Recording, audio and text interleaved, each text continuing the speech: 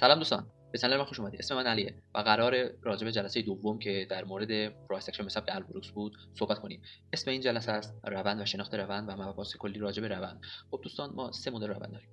بریم روشون توضیح بدم. روند اول که میخوام توضیح بدم روند سودیه، روند دوم بعدی نزولیه، روند بعدی هم رنج. خب ببینید دوستان، روند سودی به روندی میگیم که به سمت داره بالا حرکت میکنه. تمام.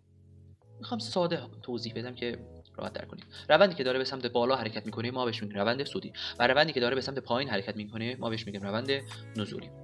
و یه دونه روند رنج هم داریم. روند رنج یعنی بین دو ناحیه از بالا مقاومت از پایین حمایت در حال رنج، در حال بازی نه قدرتی برای بالا رفتن داره نه قدرتی برای پایین اومدن. اوکی، این توضیح کلی روند بود.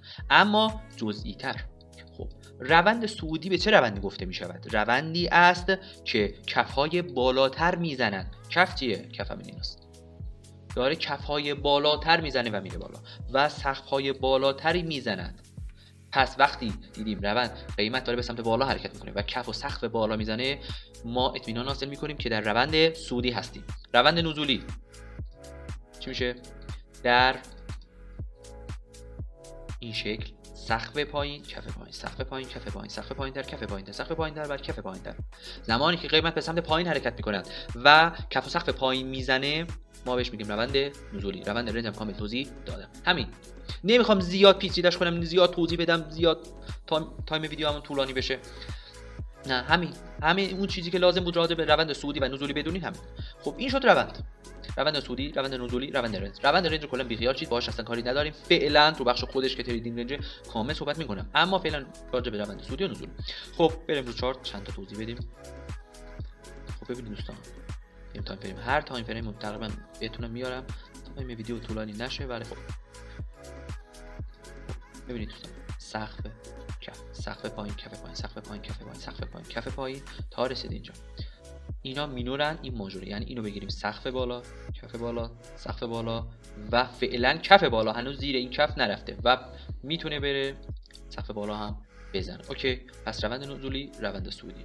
مینورش هم مینور یعنی کوچیک، یعنی کف سقف کف بالا سقف بالا کف بالا سقف بالا کف بالا سقف بالا کف بالا سقف بالا و سقف بالا. فعلا در تا اینجا در روند سودی بوده. خب اما یه سوال، دو تا نکته. وقتی در روند سودی فقط به فکر بای، آقا جان من، وقتی در روند سودی هستیم فقط به فکر باییم. وقتی در روند نزولی هستیم فقط به فکر شورتیم. شورت یعنی همون معامله فروش، معامله‌ای که از پایین آمدن قیمت ما سود میکنیم. برای مثال قیمتی که داره میاد پایین، من این نواحی میام یه معامله شورت باز میکنم و از پایین اومدن قیمت سود کسب میکنم و پس در این ناحیه دنبال معامله بای. اوکی، و در این ناحیه این روند دنبال معامله شورت هستیم. تمام. خلاف این کاری نکنید، خلاف روند حرکت نکنید. پیش هر استادی برید اینو میگه آقا جان همراه روند باشید. چرا؟ وقتی که ما زورمون نمیرسه به بازار، نمیتونیم با بازار بجنگیم، باید با بازار دوست باشیم. آقا میره بالا منم میرم بالا. یه مثالی هست خیلی سریع توضیح بدم. میگه بازار مثل اون مجالس عروسی هست که میان آهنگساز میزنن، مثل اونه. آقا هر چی زد باید به همون شکل برقصی. بازارم دقیقاً همینطوره. آقا هر روندی زد، هر روندی شروع کرد، تو هم باید به همون روند خودتو تطابق بدی و باهاش پیش بری. آقا الان روند سودیه، پس منم به دنبال سودای بازارم. الان روند نزولیه، پس منم دنبال شورتای بازارم. همین راحت، تمام. خب اما یه قلقی داره و یه سوال، آقا تا کجا ما روندمون سودیه؟ من تا کجا باید بای کنم؟ این سوال خیلی مهمه. هنوز خیلی به این درک نرسیدن. یعنی قیمت داره برمیگرده میگه آقا اینجا مقاومت، اینجا سل کنیم. اینجا سل میکنم مگه؟ ما دنبال باییم اینجا. چرا؟ گفتم چون روندمون سودیه. پس آقا جان روندمون نزولی بود. پس هنوز اگه تو روند سودی به دنبال پوزیشن شورت هستی، یعنی از کامل درک نکردی تفاوتشون. ببینید دوستان، اول نمادین توضیح میدم. ما تا زمانی که این دو اصل برقراره همچنان در روند سودی هستیم و دنبال پوزیشن های بای. برای مثال الان که اسلام میکنه تا این دو شرط رو میگم، فعلا روند سودی و من این سقف این کف هر کجا حمایتی بود شرایطش رو دیدم، دنبال پوزیشن بای. خب این شروط چی؟ 1. خط روند سودی بشکند. 2. آخرین حمایتی که منجر به سقف بالا شده بشکند. پس دو فاکتوری که برای تغییر روند الزامیه رو گفتم. 1. خط روندمون بشکنه. 2. در روند سعودی آخرین کفی که منجر به سقف بالا شده، یعنی یا آخرین کف سعودیمون بشکنه. هر دو باید با هم بشکنه، نه یکی، هر دو باید بشکنه. بعد میگیم این روند سعودی تمومه. چطور میشه؟ قیمت میاد اول خط روند رو میشکنه، میتونه برعکس هم باشه، اول 100 باشه بعد خط روند، مهم نیست، اول اینو میشکنه بعد 100 رو میشکنه، یه پول بک میزنه یا اصلا پول بک نمیزنه بعد میریزه، بعد این روند میشه نزولی. به همین سادگی. نکته میتونه بذار برگردم، میتونه خط روند رو بشکنه بیاد برخورد کنه به صفر دوباره برگرده. بله میتونه، بارها این اتفاق میفته. یعنی میاد بازارساز گولتو میزنه، میاد تو پاچتو میکنه، میگه آقا شورت شکستم آقا خط روندو، بیا این ناحیه تو این پول بک شورت بگیر، در صورتی که آقا آخرین کف سعودی منو نشکسته، پس من مجاب نیستم دنبال پوزیشن شورت بگردم. اوکی. در روند نزولی، مثال روند نزولی، خط روندمون این میشه آخرین، در روند نزولی میشه آخرین سقفی که منجر به کف پایین تر شده ملاک در نظر میگیریم و خط روندم که همونه. یعنی قیمت باید بیاد اول خط روند رو بشکنه، بعد که شکست من کاری نمیکنم، بعد که 100 هم شکست، الان کامل مطمئن شدم که 100 شکست رو پول بکش نمیگم بای کنید، نه میخوام این دیدو بهتون بدم که روند نزولی تموم، از این به بعد من در حمایت ها دنبال معامله بای هستم. تا اینجا ما داشتیم دنبال نقطه ورود فروش میگشتیم، دنبال معامله سل بودیم دیگه. وقتی که دو شرطمون برای تغییر روند رو دیدیم دیگه، آقا معاملات پوزیشن شورت رو میذاریم کنار، دنبال معاملات بای هستیم. اوکی. هنوز خیلی ها به این درک نرسیدن. ببینید دوستان، اومده آخرین سقف کجاست؟ اینجاست، درست آخرین سقف شکسته. اوکی، اینم خط روندمون، درست خط روندمون رو شکسته، آخرین سقفمون اینجاست، آخرین سقفمون هم روی این کنده شکسته، پول بک رو داده رفت.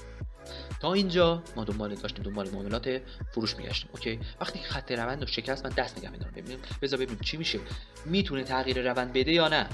بله میبینم آقا کلا تغییر روند داد و الان دیگه من دنبال پوزیشن بای هستم. خب آقا یه نکته میگم خارج از اینو، ولی بگم آقا اینجا وارد نشدی مهم نیست، سرت نکن دیوار آقا من وارد نشدم بذار یه جای پیدا کنم، نه بذار بره دوباره پول بک میزنه، دوباره آقا اینجا وارد نکن بذار بره دوباره پول بک میزنه و اینجا وارد میشه. این تایم هفتگی بری تایم های پایینتر نقاط ورود بهتری پیدا میکنی که این واسه روند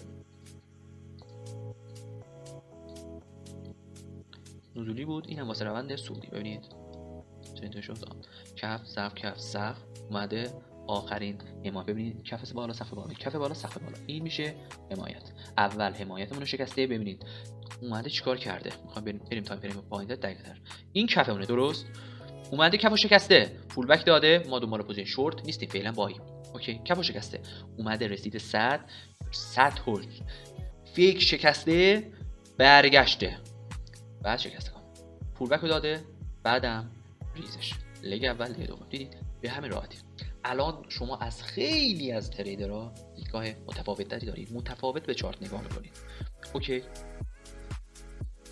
و اما پس الان روند رو فهمیدیم، روند سعودی رو کامل فهمیدیم، به چه روندی میگیم سعودی، به چه روندی میگیم نزولی، روند رنج رو فعلا کاری نداریم و فهمیدیم که من باید دنبال پوزیشن بای باشم، کی باید دنبال پوزیشن شورت باشم، کی دیگه باید از پوزیشن شورت سویچ کنیم رو معاملات بای. اینم کامل فهمیدم. اما میخوام یه مبحث جدید رو باز کنم که ببینید دوستان، من یه اولویتی دارم سر هر ویدیو، یعنی سر هر ویدیو تایم و انرژی و فکر و هزینه‌ای که میذاریم زیاده و اما من اولویت بندی کردم. اولویت اصلی اینه که آقا فردی که باز میکنه این ویدیو رو میبینه بتونه ازش استفاده کنه و بتونه یکی از نتایجی که میخوام بگم و به دست بیاره. برای مثلا نتیجه اول آقا بتونه برآیند معاملاتش رو بهتر کنه، هدفم اینه، یا بتونه با توجه به چیزی که من گفتم تو بازار سود کنه، یا از ضرر جلوگیری کنه و یا دیدگاه بهتری نسبت به چارت، متفاوت‌تری نسبت به چارت داشته باشه. هدفم اینه و همه اینا رایگانه. به خدا از همه این مطالبی که دارم میگم از بهترین و برترین و بروزترین اساتید و سبک و تحلیله که اگه بخواید ثبت نام کنید باید دوره حضوریشون فکر کنم 30 میلیون 40 میلیون 20 میلیون میذارن، اما من دارم رایگان بهتون ارائه میدم. تنها کاری که باید بکنید اینه که نگاه کنید، تمرین کنید و برید رو چارت امتحان کنید، ببینید آقا جواب میده جواب نمیده، نه قرار بابتش ریالی ازتون بگیرم، رایگانه. فقط تمرین کنید، اجرا کنید، اگه سود کنید منم خوشحال میشم، شما هم خوشحال میشید، هم من به شما کمک کردم هم شما به من. پس حتما تمرین کنید. خب بریم راجع به نکته جدید که میخوام بگم، اونم راجع به قدرت رونده که هنوز خیلی‌ها نمیدونن. ببینید دوستان، ما روند رو کامل توضیح دادیم. خب این روندی که داره میره بالا، این روندی که داره میاد پایین، چقدر قدرت داره؟ وقتی که من قدرت روند رو بدونم، میتونم درک کنم، بفهمم که این روند میتونه ادامه داشته باشه یا وقتی که به یه سطحی برخورد کنه سریع برمیگرده. پس خیلی رو برآیند معاملاتم میتونه تاثیر داشته باشه. من یه سطحی دارم میگم آقا قیمت رسید به این مقاومت، به این حمایت، من میخوام پوزیشن باز کنم. وقتی قدرت روند رو میبینم یا کلا اون معامله رو میندازم کنار، میگم آقا این قدرت روند رو نگاه کن. برای مثال من این سطح رو میخوام شورت کنم، این سطح میگم آقا ببین از اینجا شروع کرده، اما وقتی که قیمت میرسه به اینجا میگم قدرت روند رو نگاه، عین چی داره میاد بالا، من بین بنز داره میاد بالا، من جرئت ندارم اینجا وای سل کنم که اینجا سل کنم برای یک کف پایینتر، نه بس من سل نمیکنم. من اینجا دنبال اینم که این اصلاح کنه، وای کنه و بره بالا. از کجا نشد گرفت؟ از قدرت روند. خب ما 4 مدل روند داریم به لحاظ قدرت. حالت اول ما یه سطحی داریم، قیمت میاد اینجا برخورد میکنه، مقاومت اصلاح میکنه و میره بالا، بریکوت میکنه یعنی میشکنه میره بالا و پول بک میده. این پول بک ببینید دوستان، ما اینجا چند تا عامل دیگه هم داریم راجع به گپ و اینجور چیزا امام هست، بعداً کاملتر توضیح میدم، اما میخوام درک کنید بفهمید. یعنی الان فردی که اومد و روند و همه اینا رو قبلا توضیح دادم، اونا رو بلد بود، الان میخوام تخصصی تر یه چیزی بگم که بتونه ازش استفاده کنه، تو معاملاتش به دردش بخوره، بتونه سود بگیره، برآیندش رو بهتر کنه، کمی بهتر. من راضیم از خودم از این ویدیو. ببینید اینا پیشرفت است. میاد برخورد میکنه به این مقاومتی، پول اصلاح میکنه، میشکنه، پول بکی که میزنه نمیرسه به مقاومت، نمیرسه به سطحی که شکسته شده. یعنی به اصطلاح میگیم گپ. نمیدونی گپ چیه؟ گپ اسم تعریفش اینه، فاصله ای است بین هر حمایت و مقاومت. فقط همین رو بدونی فعلا کافیه، بعدا توضیح میدم. یعنی فاصله میفته بین این مقاومت و این حمایت و از اینجا میکنه میره بالا. خب این چه دیدگاهی بهمون میده؟ این روند بسیار قویه، ما بهش میگیم روند بسیار قوی، یعنی این روند میتونه ادامه داشته باشه به احتمال زیاد. بریم لایو بعد. دوستان اینجا مقاومت، درست؟ قیمت خورده اصلاح کرده، شکسته، اما رسیده به این مقاومتی که شکسته و الان شده حمایت؟ نه نرسیده، زودتر برگشت. روند بسیار قویه. اینجا مقاومت شکسته، درست؟ آیا رسیده؟ نه نرسیده، اینقدر فاصله داشت. آقا میشه کامل نشون بدید؟ این فاصله بین این مقاومت و این حمایت اسمش گپه و نشان از قدرت رونده و داره قدرت روند رو نشون میده. اوکی، بریم حالت دوم. حالت دوم میاد برخورد میکنه به سطح رو که شکست، پولبک میزنه، اما شرط پولبکی که میزنه بسیار خفیفه، یعنی در حد شادوه، فقط شادو اینجا وجود داره نه چیزی. شادو میزنه و این اسمشو میذاری روند قوی. این بسیار قویه، کاملا نست. ببینید دوستان 100% رو بازار وجود نداره بگم آقا اینو بزن سمونه، هیچ چیزی 100% وجود قطعیتی در بازار وجود نداره، همه اینا بر اساس احتمالاته. خب فقط شادو اینجا وجود داره، اینو که دیدیم میتونیم این احتمال رو بدیم که این روند جزء قویه. مثلا بریم تایم فریم 4 ساعته ببینیم، یه تایم فریم دیگه بریم. خب بگردیم آیناش. خب دوستان ببینید اینجا مقاومت، درست؟ اینجا مقاومت، کل این مقاومت چیه؟ فقط شادو زده، اونم 2 تا 3 تا نه دیگه به درد نمیخوره. 2 تا شادو. بادی نکتهش اینه بادی نباید بسته بشه، اگه بادی بسته بشه به درد نمیخوره. این روند دیگه اسمش قوی نیست، فقط شادو زده و روند رو ببینید تاش بعدش مقاومت، بعد دیگه پول بک رو نتونسته بزنه، یعنی اینجا روند قوی بود، اینجا بسیار قویه. ببینید اینجا حمایت کامل. خب اینجا حمایتمون درست شکسته، تا کجا پول بک زده؟ اینجا گپ کنید، فاصله رو نگاه کنید و نشان از ببینید بعدش ویدیو قبلی رو یادتونه راجع به کندل الگوهای برگشتی زده بودم. کندل تکش، تاییدیه رو نگاه کن و ریزش رو نگاه کن. اوکی، اینم روند دوم، قدرت روند حالت دومه.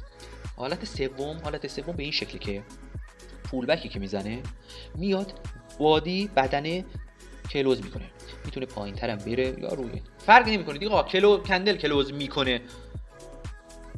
بریم رو چارت، بریم تو 3 دقیقه رو تایم 3 دقیقه واسهتون پیدا کنیم. اوکی، خب اینجا رو نگاه کنید دوستان، ما یه مقاومتی داریم که پول بکی که داره میزنه که بادی اومده. گفتم وقتی که بادی اومد این روند اسمش میشه متوسط، صرفا یه برگشت داد، نرفته سقف بالا، صرفا این اسمش روند متوسطه. اوکی، مثال دیگه ببینید روند سودی، مقاومتی که شکسته شده، درست، و بادی اومده آقا کندل کلوز داده، زیرش خودش روش کلوز داده، روند ادامه داشته اما روند ضعیف نیست، اسم روند متوسطه. اوکی، و یه حالت دیگه هم داریم که اسم روند ضعیفه. حالت 4 رو روند چهارم به این شکلی که پول برگشت ها تقریبا نزدیکی نقطه شروع حرکت لگ میرسه، دوباره میره صد و میشکنه، دوباره برمیگرده. یعنی به این شکل این حالت از چارت رو دیدید بفهمید روند داره زور میزنه، قدرتی درش وجود نداره. حالت اول رو ببینید، این قدرت روند رو ببینید، قدرت روند رو ببینید. وقتی که اونو میبینم انتظار دارم بره، وقتی اینو میبینم برای مثلا قیمتی که داره میاد بالا انتظار دارم با برخورد به سطحی مقاومتی واسه ریزش اصلاح بشه. ببینید بریم اینجا چارت یه چند تا مثال. خب ببینید دوستان، دقیقاً کف و سقف و کف و سقف و کف و سقف و کف و سقف، ببینید همشون دارن برمیگردن به اون جایی که اصلا قدرت این روند رو با اینجا مقایسه کنید. وقتی که من این فاصله رو، این گپ و این قدرت روند رو میبینم، دنبال جایی هم برای فروش میبینم، هر کجا ستاپم میتونم یه گلگی است که میریم تایم فریم پایینتر بر این اساس ترید باز میکنیم. این قدرت روند کجا و اون کجا. اما همیشه که اینطوری نیست. ما یاد میگیریم وقتی که چارت باز کردیم یک روند رو ببینیم اول چیه، روند سودی نزولی رنج، فهمیدیم اوکی الان پوزیشنمون معلوم شد، آقا جان الان روند سودیه، پس من دنبال پوزیشن بای هستم. الان قدرت روندم چیه، ببینید دوست، الان اینجا یه مقاومتی داریم، بریکوت کرد یعنی شکسته. ببینیم این پول بک تا کجا میرسه. اگه اومد اینطوریش کرد خب که این روند یعنی جزء متوسط و ضعیفه. اما اگه پول بک تا نزدیکی نرسیده یا حتی شادو رسید، یعنی این روند قویه و ادامه میتواند داشته باشد.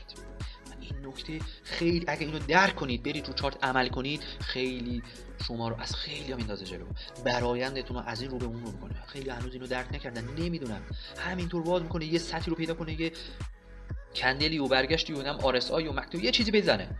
اما وقتی که چارت رو باز میکنی، روند رو میدونی، قدرت روند رو میدونی، جهت روند رو میدونی، همه چیز رو میدونی و ترکیب میکنی، نتیجه این که میگیری قطعا سورپرایزت میکنه. حتما تمرین کنید.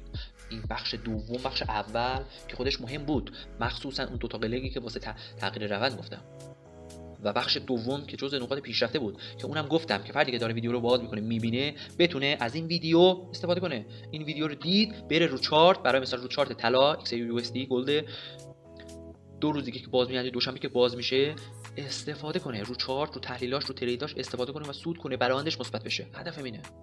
حتما استفاده کنید، حتما تمرین کنید یا یادداشت برداری کنید که یادتون نره. تمرین کنید که بره رو ضمیر ناخودآگاهتون، نه اینکه آگاهانه این چی بود اونجا چی بود اینطوری.